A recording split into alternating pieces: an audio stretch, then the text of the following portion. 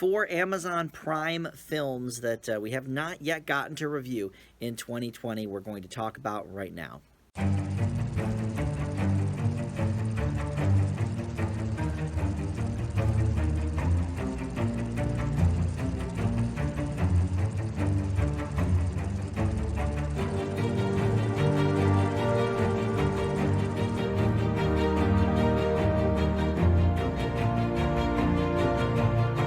Hey everybody, Dan here with Dan Reviews It, and this video is going to be about some of the recent and actually some earlier this year Amazon Prime original movies. The year is coming to a close here, and I'm trying to get as many movies in before year's end as I can. Now, I do allow myself usually, 5 to 6 weeks into the following year to kind of catch up on everything that I missed. And there's a lot out there. There's actually 2 sets of movies on Amazon Prime that I still have not gotten to explore yet that hopefully I'd like to get them their own videos as well. One is the Small Axe series from Steve McQueen that is like a BBC co-production with Amazon Studios. It's 5 different movies, and the series as a whole just won Best Film at the LA Critics Film Critics Circle or whatever.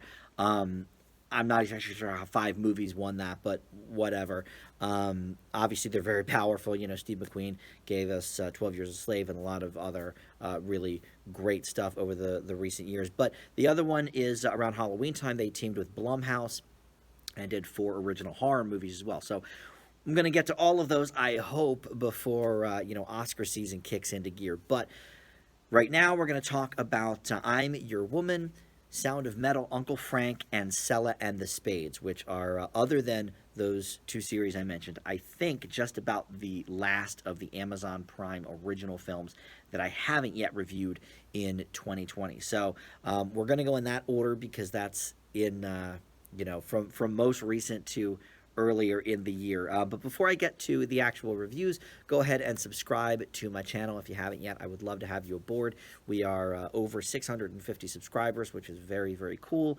I would love for you to be one of them, and click that bell next to the subscribe button as well if you'd like to get my notifications for when my new videos go up. So let's talk here about I'm Your Woman first. Now, this is a crime thriller. It stars Rachel Brosnahan from the marvelous Mrs. Maisel as our lead character, Jean, who is basically forced to go on the run after her husband has betrayed his business partner and things have blown up. And so she needs to get out of Dodge and take the baby and go, find somewhere to go.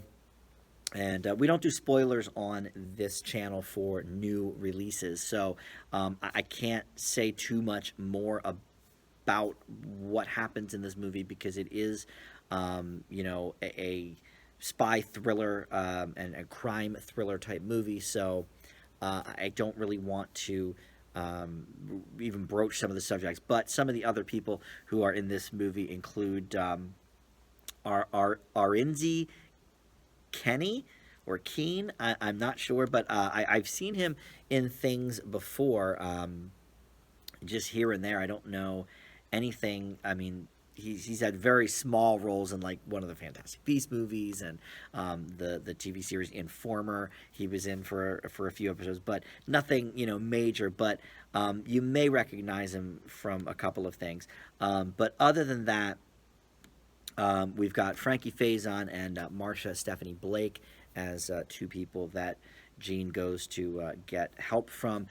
Bill Heck is in this as well. But really, this is Brosnahan's show. It is her movie, and it is her chance to really step out of the Mrs. Maisel world and the Mrs. Maisel character. And it's funny because this is still, sort of a period piece, not in the same exact way as Mrs. Maisel, but this is a neo-noir film, and I don't know if it's ever said what era exactly we're in, but I would say the 70s, maybe 80s, like early to mid-80s, maybe, but I would say probably 70s.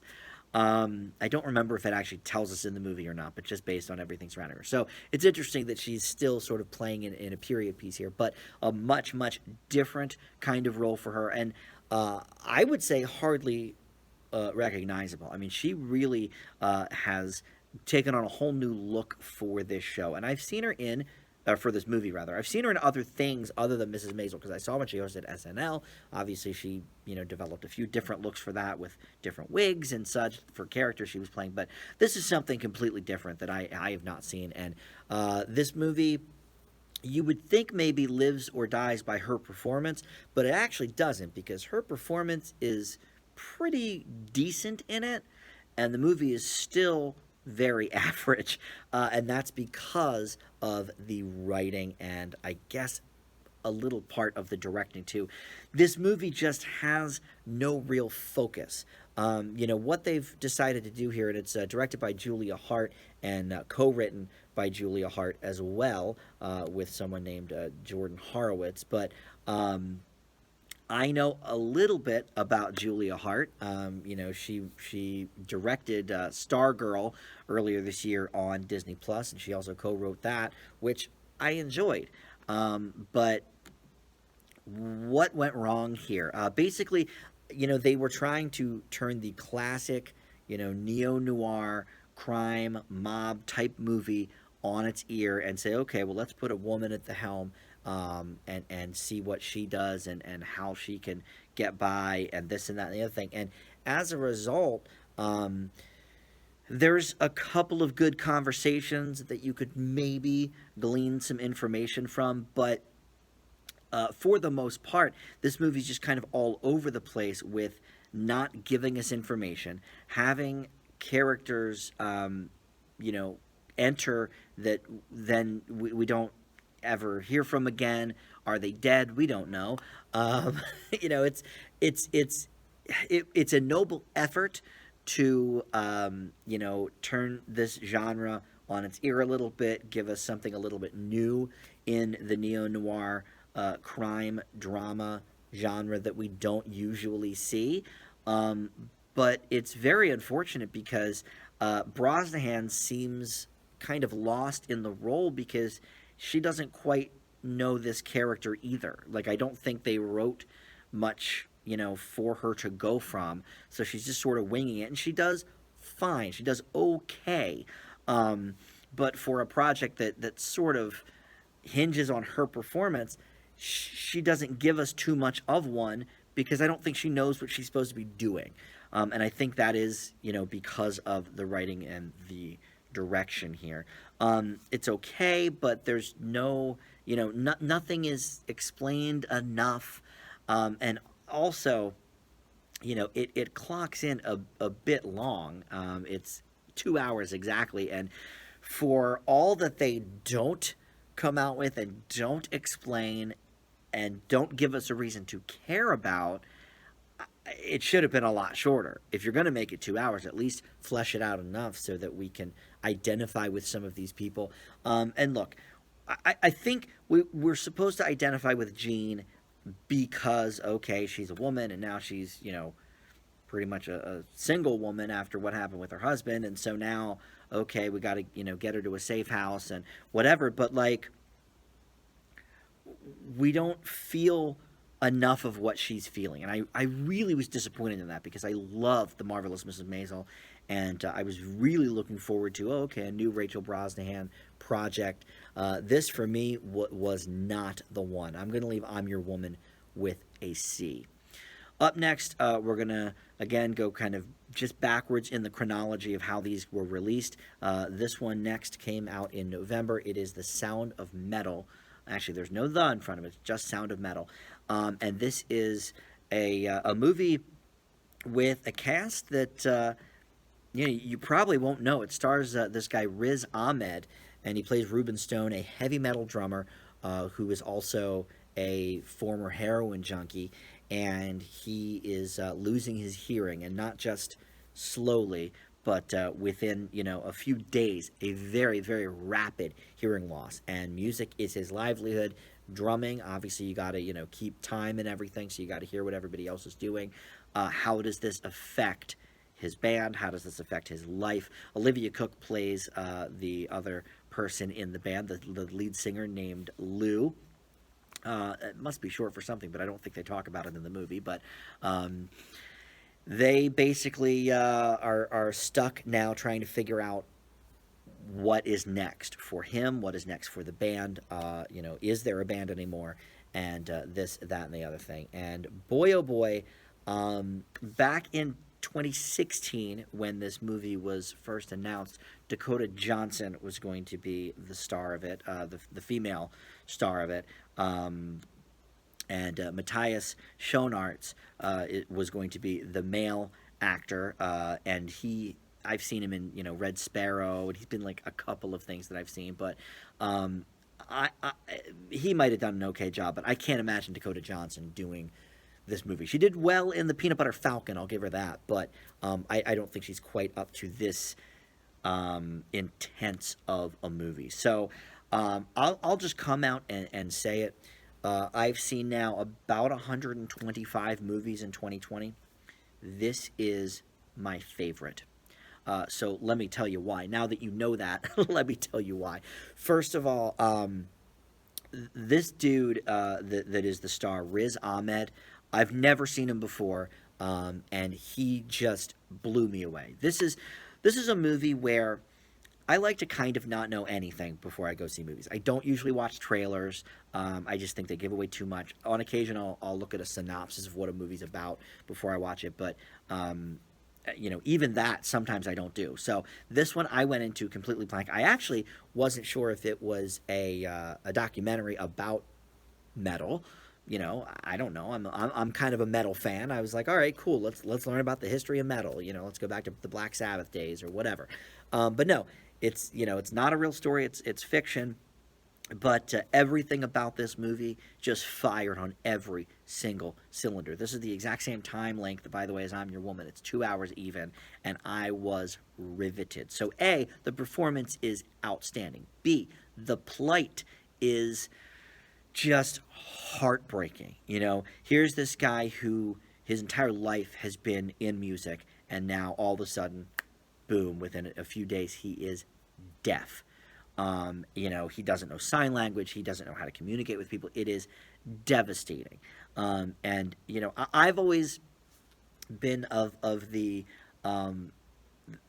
idea that that classic conundrum of like, oh, okay, would you rather lose your hearing, lose your sight? I always say I would rather lose my sight, because music is, to me, it's just so important. It's so healing, and not always healing. Sometimes it's fun and, whatever, but you can really just rapture yourself in music.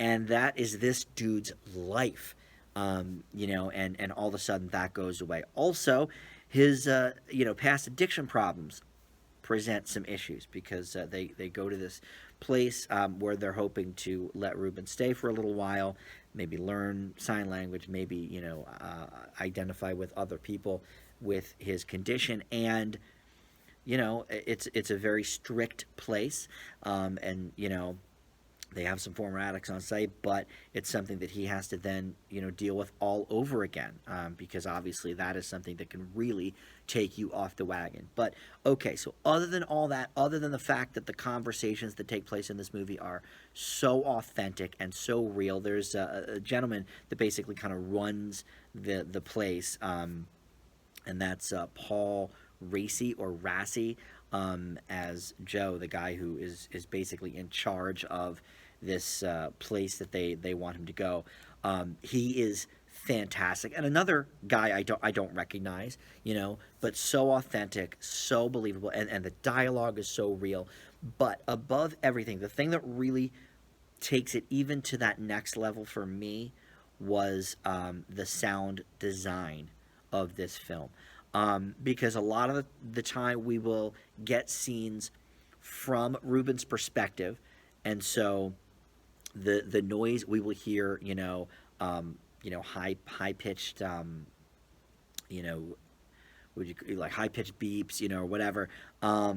We hear a lot of static and muffled and all of this, and it really just puts you in this guy's shoes even more.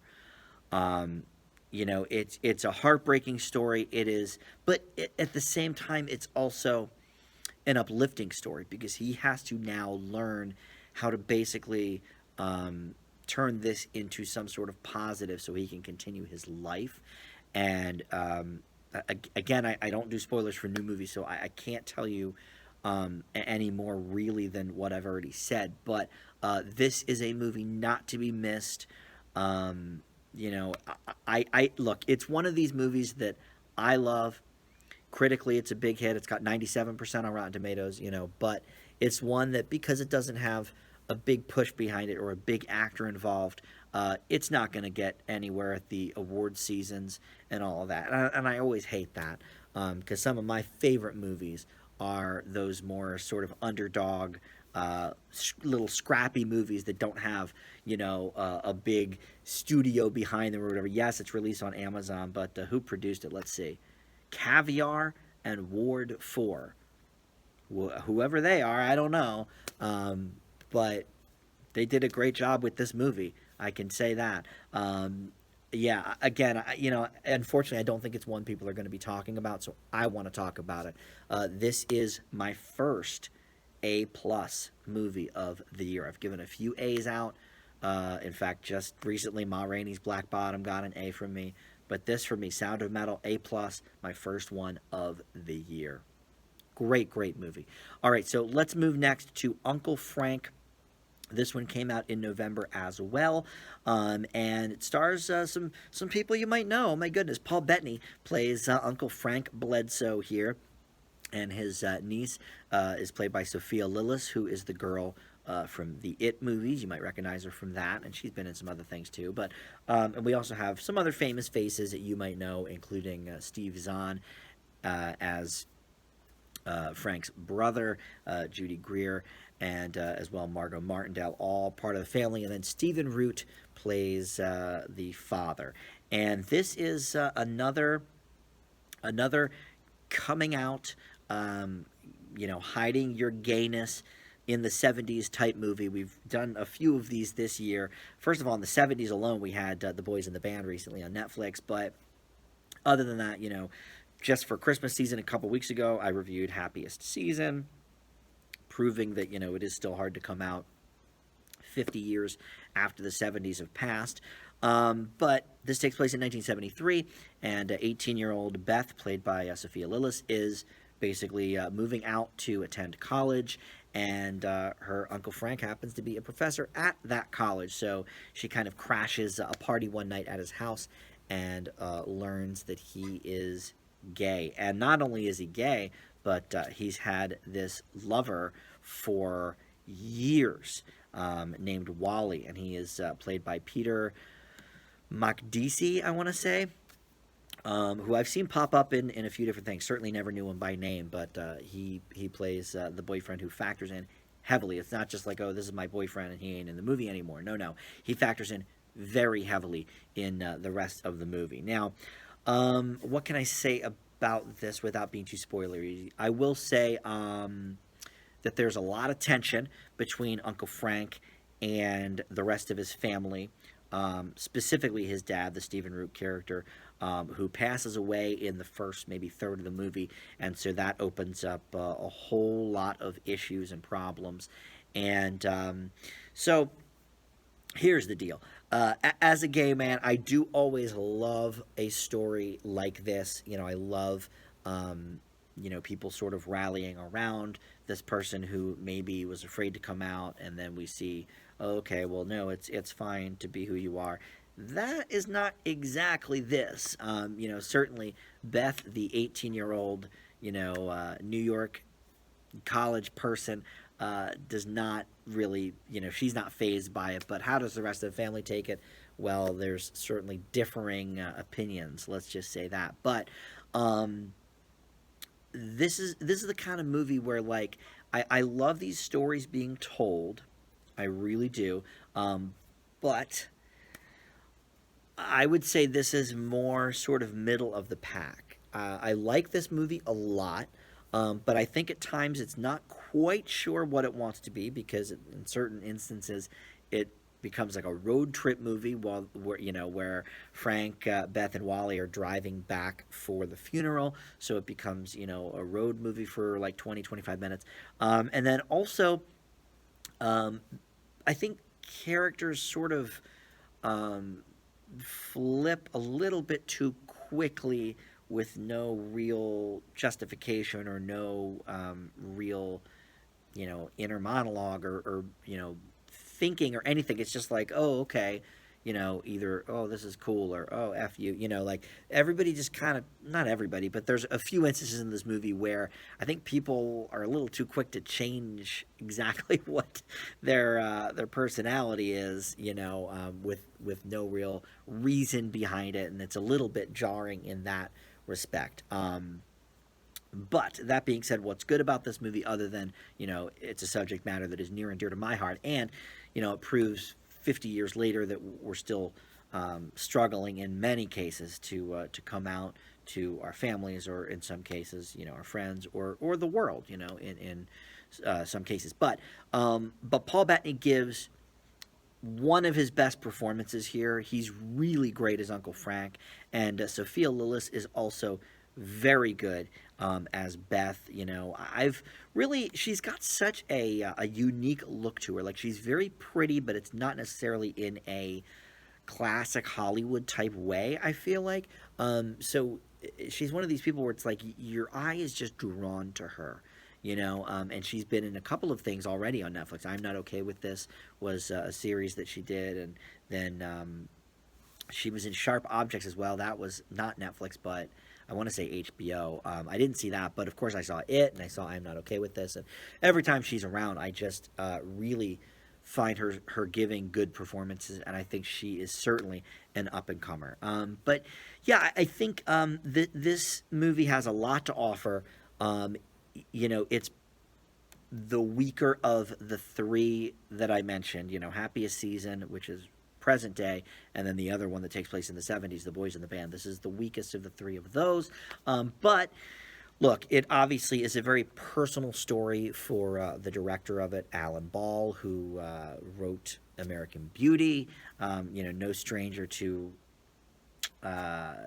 characters that maybe are a little bit on the fringes. He created 6 Feet Under and True Blood, by the way, speaking of HBO shows. So, look, he knows his way around some delicate subject matter. And this was good, not great. So I'm going to leave Uncle Frank with a B. And finally, we get to Selah and the Spades. This one came out actually in April, and I just missed it. April and May, I was really pretty busy trying to tackle all the theatrical releases that just were released on demand.